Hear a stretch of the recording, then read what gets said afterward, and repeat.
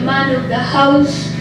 If you're a woman, anything that anyone tells you is wrong. And if they offend you, you burst, you do anything you want because you feel you're grown up. Isn't it so? And in our culture, once you start your menstrual cycle, they believe that you're grown and you are ready to be given out for marriage. Isn't it true? That's psychological because they believe once you've started that period, you're old enough for marriage.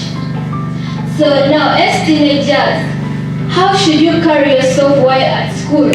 To be at school with all those changes, the physical changes and the mental changes. How can you carry yourself at school so that none of those changes affects your being at school? Any idea? Any? Do we have school rules and regulations in this school? I believe we do have, right? Which school rule helps boys and girls to stay at school is around and advise them.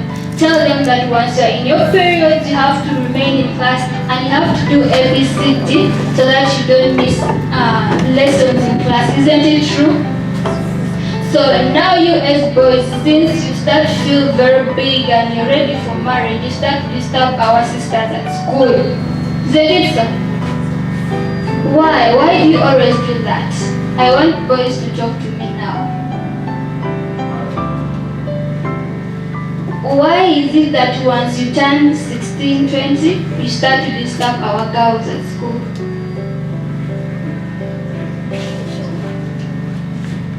Why?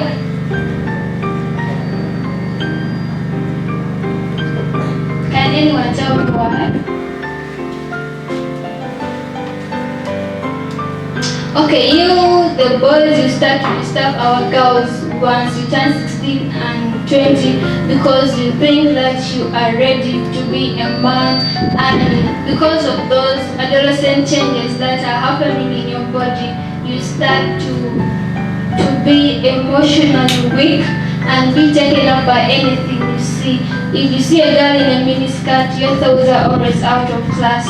If you see a girl, a very beautiful girl, your thoughts are out of class already, and by that you start to disturb the girls. So you the girls also, in order to help our brothers be at school, you should know how to dress in a way that will not disturb their being in class.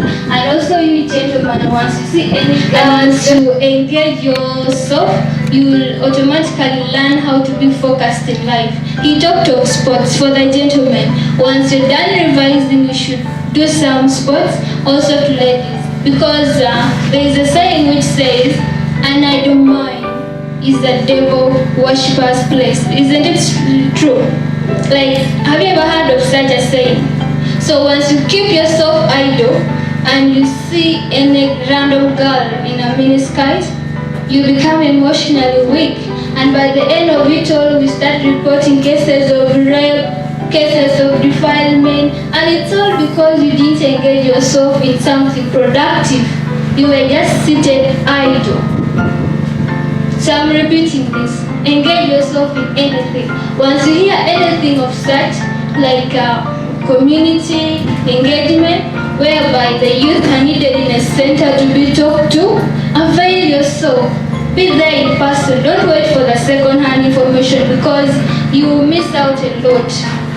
It's always good to be there and listen as an individual and hearing from a friend. And by that, you're engaging yourself and you're keeping yourself busy. By the end of the day, you will be someone who knows what you want to do. Like someone who knows his goals, someone who knows his or her dreams in life, someone who wants to be focused, and someone who's ready to carry on with life. I hope I'm communicating. So I'm going to conclude by saying, don't let anything disrupt your journey of success while in the adolescent age. Thank you. I work with medical teams, but in Umanzi. But I have a strong passion towards young children and adolescents like you. My heart bleeds when I see a young child who was probably coming at a health center, maybe pregnant, or a young father, a young a child mother escorted by a young father. So I basically look at children, parents. I don't know if that's even a correct thing to say. But all that can be avoided. Most of the times that we see teenage girls that have come in pregnant or worse off with HIV, maybe, life is almost destroyed for them. But then I personally think, what would have happened if this particular child had someone to tell them something about what has beset them or what has occurred. And I am personally very pleased that we get to talk to children like you. I am pleased that there's an opportunity for you to hear things about adolescent or teenage pregnancy before you get to that point. I would like for this to be an interactive session, so I'll ask questions and I beg that you answer them. You can be honest, just say what you feel, alright? It's a safe space. No one is going to report. There is no police, there is no tear gas.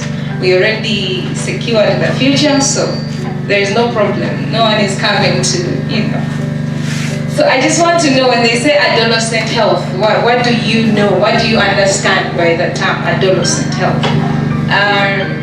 Mrs. Muka already explained to you what adolescent is. So when I say adolescent health, what do you understand by that term? Adolescent health. Anyone?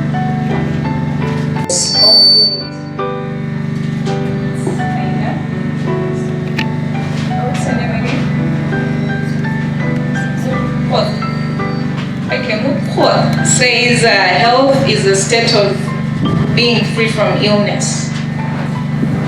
Thank you. Health is a way of being free from any sickness or illness. Very similar to both. It's a state of being free from any illness or sickness. Okay, so that's a description of health. How do you put that together? How do you combine that when you say now adolescent health? Can someone put the two together? Anyone? No one? Okay, it's if we're to say women's health, we are talking about health in regards to women. When we say adolescent health, we're basically looking at the things in regards to health that affect the adolescents. Now, I can't talk about adolescent health and leave out sexuality or sexual and reproductive health. So I know in our African setting, even in the schools, we rarely get to talk about sex or sexuality, and yet these are the issues that affect all of us. When you're transiting from childhood to adolescence, for men, you experience the wet dreams. Who has heard about wet dreams? Boys, wet dreams. You have what? Who else? Yes, you have. Who has experienced wet dreams? Thank you.